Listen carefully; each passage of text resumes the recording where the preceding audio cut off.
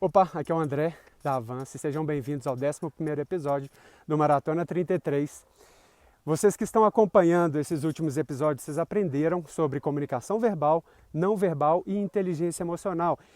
No meu entender, eles formam os alicerces da competência comunicativa necessária para vocês, fisioterapeutas, que buscam maiores níveis de adesão, maiores níveis de engajamento, de vendas, ter uma agenda mais cheia e impactar mais com a mensagem que vocês transmitem para os seus pacientes.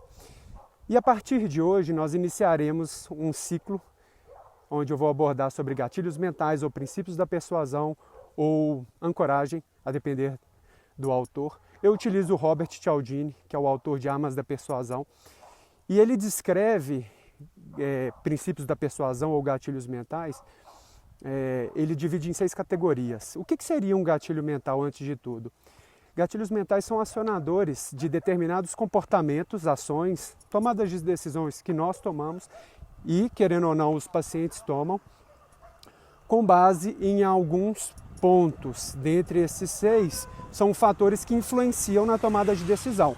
Então, os 6 que ele coloca, um deles é a autoridade. As pessoas tendem a se convencer, dizer sim, aceitar uma ideia de um expert, de um especialista, uma autoridade no assunto.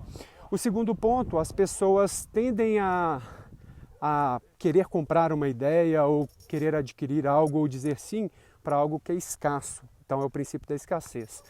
O terceiro ponto seria a aprovação social. As pessoas tendem a reagir de acordo com o que a sociedade, os semelhantes, a comunidade, a família, os amigos, como eles reagem. Na dúvida, na incerteza, as pessoas tendem a se ancorar nesse tipo de resposta. Um próximo seria reciprocidade. As pessoas normalmente são mais susceptíveis a dizer sim quando elas recebem primeiro algo, não só físico, mas alguma atitude, alguma geração de valor. Como eu estou fazendo aqui com vocês, gravando esse vídeo, querendo ou não, estou gerando um valor. E a gente vê muito isso nas redes sociais. Os outros pontos seria compromisso. Nós tendemos a buscar algo maior quando a gente sente que cumpriu algo menor. Isso está totalmente ligado com princípios da fisioterapia, recuperação em etapas, né? Um passo de cada vez. E o princípio que eu quero adentrar hoje, e tem o da afeição. As pessoas gostam e buscam se conectar com pessoas que elas se veem como semelhantes, pessoas que elogiam, tá? E por fim, o gatilho que eu quero adentrar hoje aqui no nosso episódio, o 11º, é o da coerência. E o que diz o princípio da coerência? O princípio da coerência diz que nós, seres humanos, nós perpetuamos hábitos, sejam bons ou ruins, de acordo com as nossas atitudes, as nossas reações passadas. Nós tendemos a ser coerentes da forma com que nós reagimos sempre, no passado. E isso tem tudo a ver com fisioterapia quando nós falamos sobre crenças.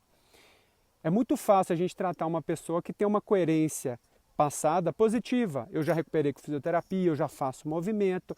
Essas pessoas a gente não costuma ter dificuldade. Só passar exercícios tem até um percentual de dar certo, muito maior.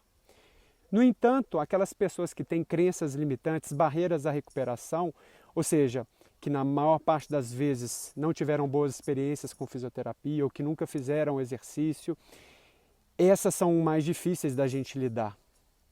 A adesão é diferente, muitas vezes a pessoa até deixa de fazer o tratamento. E para essas pessoas só passar exercício não é o suficiente. Então, portanto, vocês identificarem que existe aí um gatilho mental, um princípio de persuasão envolvido, além de identificar, vão te dar uma vantagem no componente educacional para vocês educarem, para gerar motivações para quebrar essas crenças, ou melhor, fazer a pessoa refletir sobre esse comportamento dela. E lembrando, os gatilhos mentais eles não são usados de forma individual, nós associamos com outros. Isso vai fazer mais sentido à medida que eu for explicando para vocês. Mas quem não faz exercício, quem nunca fez fisioterapia ou fez e não teve bons resultados, a gente tem que suar a camisa para convencer essa pessoa, tá? Então a dica que eu dou aqui para vocês, as pessoas elas querem uma razão para fazer o que fazem. Uma pessoa que, por exemplo, fuma, não é por falta de informação que ela deixa de fumar. Então, se uma pessoa não se movimenta ou não faz, se tem uma crença, uma coerência, nossa, ficou escuro aqui, né? Se a pessoa tem uma crença ou uma coerência de que fisioterapia ou movimento pode não ser ideal, nós precisamos usar também estratégias comunicativas, tá?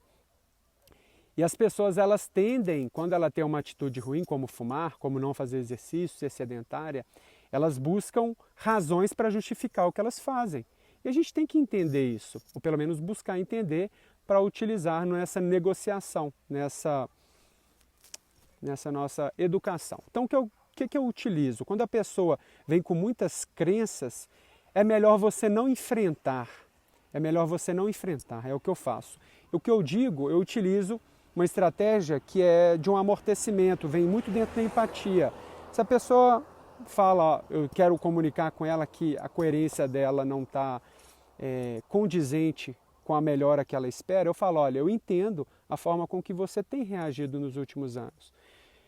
Faz sentido, né? É muito melhor, mais cômodo ficar na zona de conforto, não se exercitar ou não ter buscado tratamento para uma dor persistente. Eu entendo, acolha.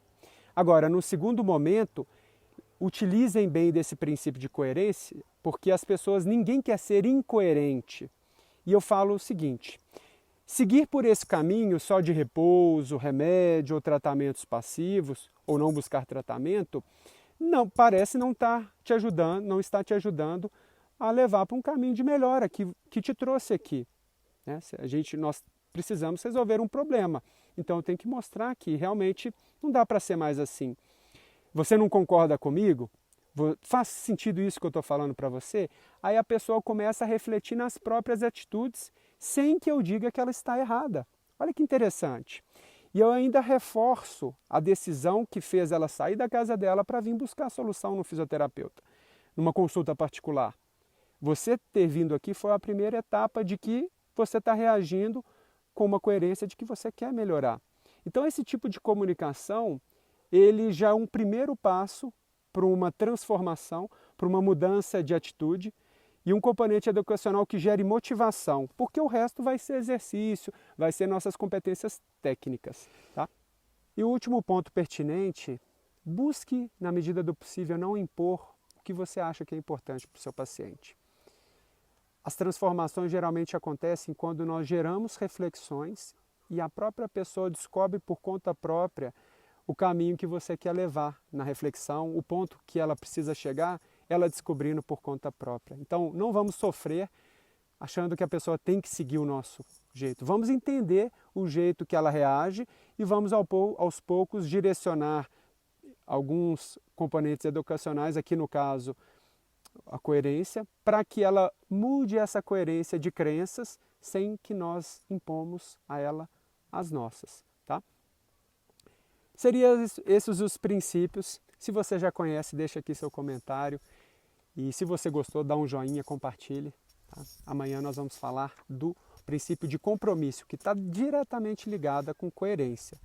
Tá bom? E eu costumo utilizar os dois de forma como se fosse num timing. É como se fossem notas musicais. Elas sozinhas, elas geram um som, mas quando são combinadas em acordes, isso pode se tornar uma música. E aí sim, a comunicação se torna efetiva. Obrigado, gente. Um grande abraço.